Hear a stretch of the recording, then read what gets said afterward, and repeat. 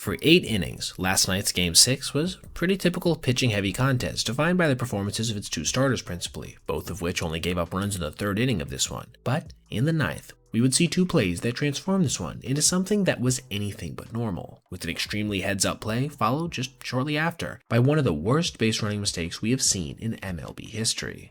But we got to get there first. Kevin Gausman was on the mound for his 2nd outing of the World Series, looking to build on a previously impressive effort, as was Yoshinobu Yamamoto, fresh off of not only his 2nd straight complete game, but also offering a pitch during the marathon that was Game 3. Both would be putting up their absolute A-game to start the night, with Gausman striking out the side in order in the first, while swinging, before Yoshi hopped out there and faced the minimum in his half, managing to induce Vladdy Jr. to hit into a double play after Max Muncy made a fielding error. A quiet second was followed by the only inning that would see runs be scored for either squad. As with 1 out in the 3rd, Tommy Edman laced a double down the right field line, after Miguel Rojas was called down on strikes for what was, to that point, Kevin's 7th strikeout of the night. Shohei Ohtani would be intentionally walked, bringing the clutch-hitting Will Smith to the plate, and he would deliver, flying a ball into the corner in left field to score the game's first run. Even still, the Dodgers to this point in the series hadn't managed to score more than 2 runs in any individual frame, a crazy stat that probably needed to be corrected if they wanted to have a chance to win this one. And that's exactly what they would do here, as after a Freddie Freeman walk, Mookie Betts would come through with an absolutely massive 2-run single. After Hernandez struck out, it was Toronto's turn to make some noise, getting a leadoff double from Addison Barger. Then, with 2 outs, a hobbled George Springer strolled to the plate, and on a 3-0 decided to take a hack, lining a cutter to the gap in right center for an RBI single. All of a sudden, the Blue Jays were within 2 again. It was from here we wouldn't see anything in the way of traffic until the bottom of the 6th inning, with neither team managing to register more than 1 base runner in any individual frame in this time. Of course, it was Vladdy who actually got something going once again for the Blue Jays, lining a ball down the left field line, despite it being in a funky location, getting himself in a scoring position for Bo Bichette, who managed to work a 7-pitch at-bat and route to a walk. This brought the go-ahead run to the plate in the form of Dalton Varsho. I think it was pretty clear by now that Yoshi was running a little bit out of gas, but Dave Roberts saw fit to leave him in to face the lefty, and this decision paid off, as Yamamoto had gone to strike him out on 4 pitches. This ended his night with a line of 6 innings pitched, with only 6 base runners given up, 1 run, and 6 strikeouts. Gausman too would depart following that same inning, with his line being impressive as well, at 6 innings with 8 strikeouts and only 3 earned runs. Now it was up to both bullpens, with each doing their jobs despite working into some notable jams, including Justin Robleski stranding a 2-out double from Ernie Clement, Sir Anthony Dominguez striking out Teoscar Hernandez with the bases loaded, then Roki Sasaki managing to retire Varsho once again with 2 guys on. Little side note here, but there was a call that was missed to Vladdy Jr. on a 1-2 pitch that could have completely changed this contest, as the big righty would go on to walk. And as someone who was watching it live, I was just glad that didn't happen.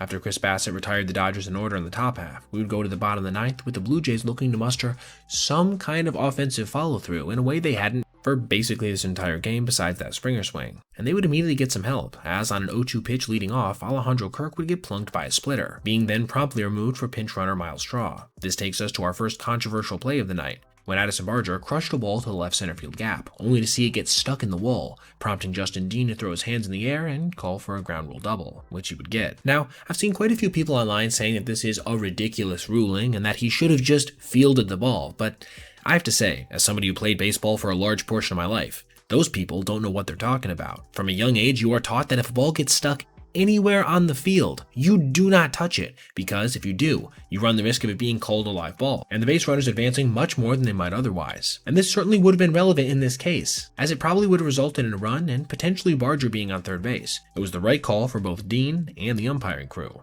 Still, Toronto was set up to potentially tie the contest, and Dave Roberts decided to take action, turning to veteran Tyler Glasnow to attempt to save his team's entire season. And Tyler couldn't have had a much better start than a 1-pitch pop-out from Ernie Clement, forcing the Jays now to probably need at least a base hit to send this one to extras. And for a split second on the 1-0 to Andres Jimenez, it looked like they might get just that, when the middle infielder lined a ball to left field. But thanks to a good jump from Kike Hernandez, it wouldn't fall. It was then something truly unexpected happened. Barger was thrown out attempting to get back to second base, leading to one of the most disastrous base running mistakes in the history of Major League Baseball.